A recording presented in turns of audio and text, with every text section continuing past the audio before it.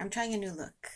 I don't know why yet, but anyway, I thought I'd go with it and see where my mood takes me. I haven't really tried ventriloquism before, but I think it's a really cool way of almost animating an idea, especially with younger children. And as we get to adulthood, it's a cool way of thinking about God and like why do I have my own autonomy and why do I have this freedom? Well, I know that there's something outside of me that's still kind of keeping me almost within a limit that won't hurt me.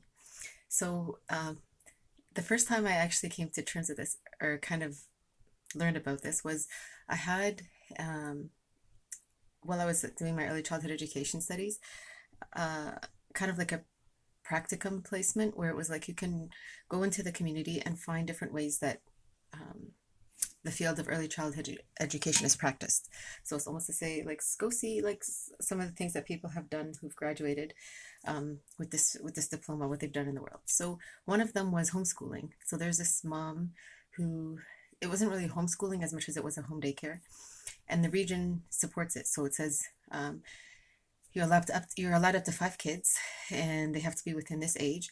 Some can have overnight stays. So for like I mentioned, sometimes adults who are looking for respite care where they have so many responsibilities and they almost want to trust that their kids can stay over at someone's house. If it's not a friend's house, it's almost like we'll pay you so that our kids can almost have a safe place to stay. If the parents are probably like, we don't want to go through a divorce, but we need some alone time to try to figure out what our next problem solving step is going to be. So these are almost like hypothetical scenarios, right, of how as ECEs you can be in the world. So I went to this one woman's house. Is actually in our neighborhood, and in her basement she had set up this really beautiful it's almost like a kind of like a miniature daycare setting. So she had all these different playstations, um, and a little washroom, and they spent a lot of time outside because in the basement sometimes the windows aren't um, very big depending on when your home was built. And one of the kind of requirements are to have a lot of natural light for children so that they don't feel like they're cooped up. And also it helps their imagination grow. It helps with their vision. A lot of beneficial developmental kind of goals around that.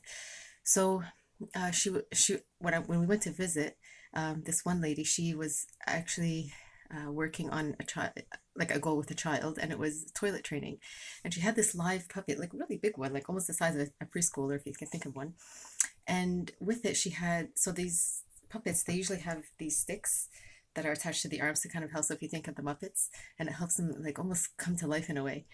So she had this puppet and she's talking with the girl. She's like, I'm going to go to the washroom. Do you want to come? And the girl she's holding the puppet's hand, she's like, yes, I want to go too. And so in that way, it just brings to life like a completely new personality from the kid that's not from an adult's perspective anymore. So if they are maybe like if this woman here is realizing that, I only have one kid and I'm trying to entertain this child and I want her to feel like she's got someone to relate to on her level, like another child, then it's already very fun. It's like, until another child comes or until like I have more children that are willing to sign up with me, here's a really creative idea to almost bring the world into a child's world. So maintain that kind of imagination, that creativity, and we're working towards a goal too. Like where she's like, something that might have been a chore and like I don't want to, my body doesn't know how to, or I'm scared, or whatever the emotion is that the child's dealing with. Like here's a really proactive and very constructive way of going through with this goal. So the reason I'm talking about this right now is I don't really know how to understand different ways of moving forward with, like I talked about last time, with fundamentalism.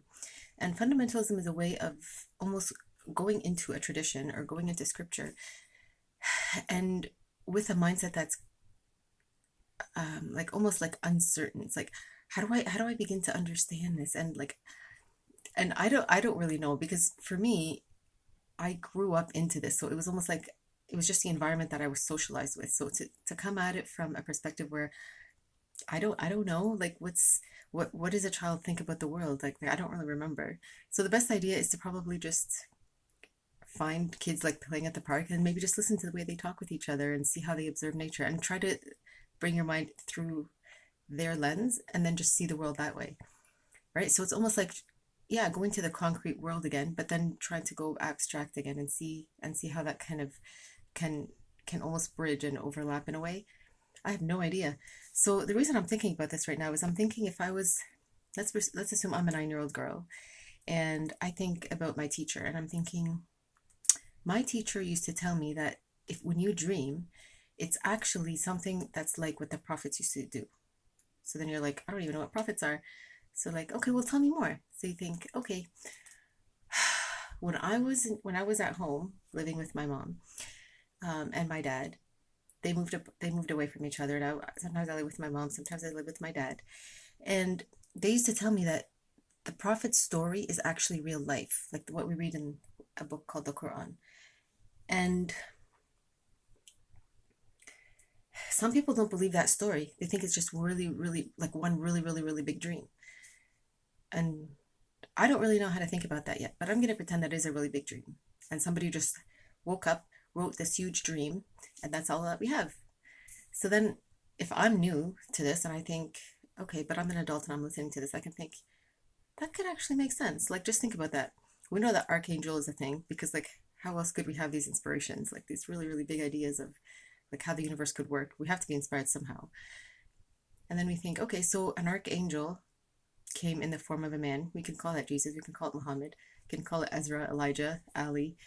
And okay, so let's say because angels, we don't understand time really, other than that, I mean, we construct time to be a day is basically the way the earth moves around the sun.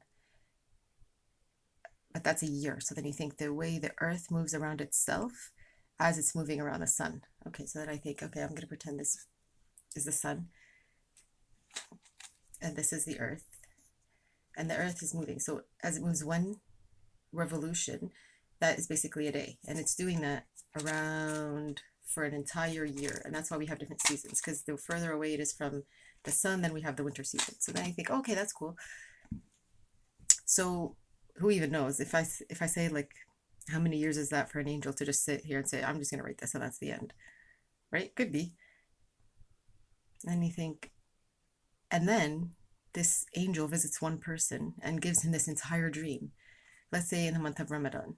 So you think, oh yeah, there was a moon. So then you think, I'm gonna pretend this lipstick is the moon because sometimes we can't see it, right? So where's the sun? So you have the sun. I don't know how to do this. And then you have the earth, and then you have the moon. And the moon is moving around the earth. It's almost like going around. And they're all, if you watch this on like a YouTube channel, it'll probably depict it in a very easier way to see. And so sometimes the sun, its reflection is on the moon and it lights it up. But if the earth is in the way of the moon, then we can't see the moon. It's dark because the earth is in the way and you can't see the reflection of the sun. So we can't see the moon. Now, you might think, oh, that's pretty cool. Like I don't really know how to understand what the moon is doing anymore. Like, why do we need the moon? It's like, who knows? Maybe it's a different way of calculating time, just the way we use the sun to calculate time in years. So we don't even know now. Do angels work in the time of Ramadan, like with the moon or with the sun? Who knows? We can think maybe with the moon because it's not as hot, right? We love looking at the moon because it's cool. It lights up the dark. It has a really, really silvery light. That's really cool if you find a shadow in the winter, especially. You'll just find it on the snow and it's really neat. So you think, okay, so maybe this angel just comes during that month and it inspires people's dreams. And maybe it goes through and it tells them about all these dreams about all these different people. We don't know that, like, who they are that visit us. Maybe it was Adam who maybe showed us that he was eating grapes, right? So you see yourself eating grapes. You don't realize that that's you, right? That's your consciousness. So then you wake up and you're like, I want to eat some grapes. And then you realize, I don't even know if I saw myself in my dream. Like, I see that, like, it's my brain, but it's remembering maybe, oh, Adam used to eat this. So then you wake up and you're like, whoa, that's a really cool dream. Like, my brain, my consciousness is actually remembering something way, like, from the past. And then you think, okay. And then you talk about it with your friend. You're like, hey, do you eat grapes? And they're like, yeah, but we eat them like as raisins. Like, they're really, really dried up. I love lemon muffins, right? So then you think, oh yeah, that's cool. There's different ways of having that.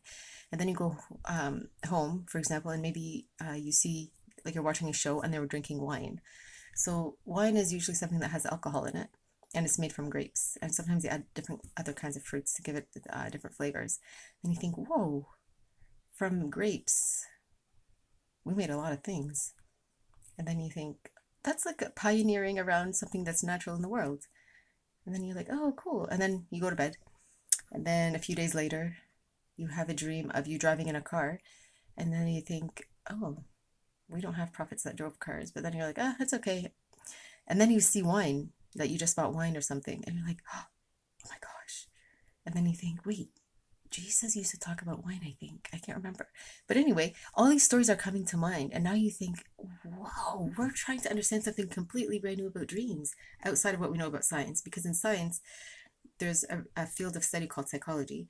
And in psychology, they study dreams. And what's the purpose of dreams? Some people say it's just a subconscious, which means it's a part of your brain that's not aware when you're awake. So it's almost like it's sleeping when you're awake. And then when you go to sleep, it wakes up and it dreams. And that makes sense because it's almost like there's a part of our consciousness and our spirit that's all alive and it's from God.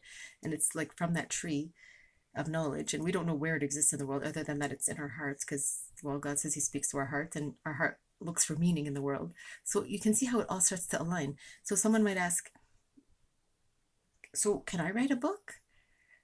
And you can say, well, yeah, because people write poems and they write stories all the time and they make art and it's inspired, right? It's like your consciousness is trying to make something, like some meaning out of something, and maybe it doesn't have the language yet. So it uses art, it uses video cameras, it uses nature, it uses all of these ideas and it tries to put them together. So then they're like, oh, okay. And then they start to get really, really creative and they're starting to think of cool ideas and they're trying to put names together. And then sometimes you have to use dictionary or Google to kind of ask, like, what does this word mean? Because sometimes you think of, wait, I remember reading this word in my dream or hearing it, and I don't know what it means. So then it's like, whoa, I got inspired about something. And when I was studying in university, I had to write an essay, and an essay is very different than a research paper. An essay is usually an idea that you synthesize by yourself by reading a lot of different things. And usually it's because you have a purpose. You have something that you're trying to say, and you want people to wonder with you. So a lot of the time, people have a very difficult time thinking about what should I write about. So I read a book. One of the professors there, he gave me a little book, and he said, try to read this and see how it can help you. And in it, it actually talked about how dreams are where people found new, innovative, or inventive ideas. So a lot of the time, they would think, okay, so I remember I dreamed of a daisy. So if you think of a daisy, it's a flower. Not the yellow one that I showed you in another video was a yellow tulip. The purple one that I called Rebecca, that's a daisy. But if you think of it as a white one, right, and just put it like maybe in a bouquet that you find at like a flower shop. So you think, I saw a daisy in my dream. And you think, ooh, but it was a white one. So it's almost like here's a blank canvas. Like you go to the art store or the craft store and you just have a white black canvas, which means it's a really big board and you can paint on it. It has a bit of a different texture than paper. So it's like, whoa, I wonder if it means that I can think of a new idea. But then you think, okay, now do I remember if this flower was real or was it plastic? And then you think, well, it doesn't matter. An idea is an idea. It might be an idea that lasts for a long time, or it might be just, just an idea to help me build another idea. Anyway, it's a pioneering idea, which means it's something brand new. And then you think, oh, I wonder what I can do with this. And then you're like, oh, wait, school starts in 2 weeks. I'm going to hold on to this idea and I'm going to start building it in my own right now in the summer. And when I go to school, I'm going to see what I can think about. If, we have to do like a novel study or a book study or something in art class. And I'm going to see what else my mind tells me. And in the meantime, you're thinking, what do people do with flowers? And then you can look it up on YouTube. Just say, what do people use daisies for? And then you can find people who do science experiments. So one really cool thing is you have, here's a bucket of French fries. So let's pretend this is a vase, right? And people have different, I'm going to pretend these are different dyes. So let's pretend this is like a bottle and it has different food coloring. And then you decide, we're going to fill this up with water and we're going to put the color pink in. And then we're going to put the flower in and we're just going to see what happens. And I actually challenge you to do that, or you can watch a video and see what happens. But in this way, you're actually thinking of really, really healthy ideas. Because if we eat food dye, like if you think of candy, right, it has food dye in it. That's what gives it that color.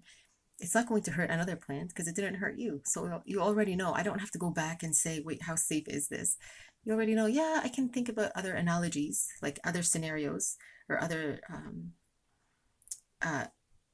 almost experiments that happen that look safe. So then I can just think, I'm just going to copy that or borrow it and I'm going to build a new idea on top of it. So I'm not always thinking I'm stuck. I have to do this, all these experiments all by myself.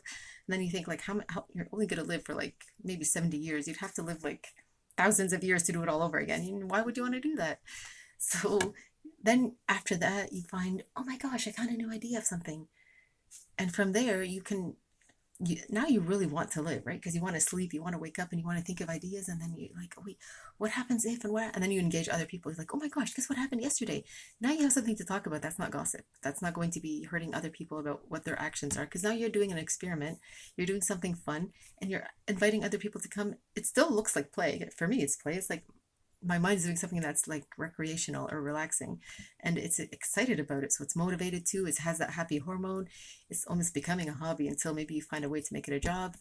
And all of these things just come with the idea of a dream. So then you think, whoa, cool, so maybe I can problem solve around this too. So if you have a problem at home, and you're trying to help but you're not really, you can just bring it up as conversation. Just say, you know what, I had a dream that I was driving and there was alcohol in the car, but I didn't drink it. So I guess, do you think that means I'm allowed to eat grapes? And people are like, what? Of course you can eat grapes. Like, what about wine? Then they'll say, well, some people don't believe that it's healthy because it doesn't help you think. So you can say, okay, but maybe I don't want to drink it all the time. And they can say, yeah, that's true, at least not when you're driving. And there you go. Now you know. Well, I can't drink it when I'm driving because when I'm driving, I have to be completely alert, like 100% alert. Otherwise, I can cause an accident. I can hurt myself. I can hurt other people. So there's already a new idea to think about that's pioneering. So I'm going to leave it at that, just to kind of give you like a very broad spectrum of how different children can understand something that looks like we've revisited it as adults for so long, like scripture or religion, and we just have these stereotypes. So almost some ideas that are healthy, some ideas that are scary, some ideas that are not true, some ideas that are true, and we don't really know how to think about it yet. But when we think of it from a child's perspective, it's new to them, and just like there's nothing wrong with it. Like it's just telling me to think about the stars and the universe and plants and safe ways of being with each other. So if you think of it just as that and just stop, then you think that's true. And back then, it was also to help us build rules around how to get along with each other. And so because it was almost like we're really slow to get out of old habits, it was no, we don't want to. So religion just became a way of thinking that was forceful. And you have to, you have to, you have to. And so now we're at a point where we're like, we don't have to, we kind of want to, right? So then it takes away a lot of that heavy baggage or like these shackles that are almost like you have to follow all these regimented rules and I don't even know why I'm doing them. And when I ask, I'm not even given an answer that helps me and I just don't want to. And these names and these labels, like, why do we have to be different when we're all like friends and we all get along? Like, what is it? So then you can just take a break and say, you know what? I'm going to put all that away and I'm just going to think as a normal child and just say, I just want to think about the universe and I'm just going to go out and play.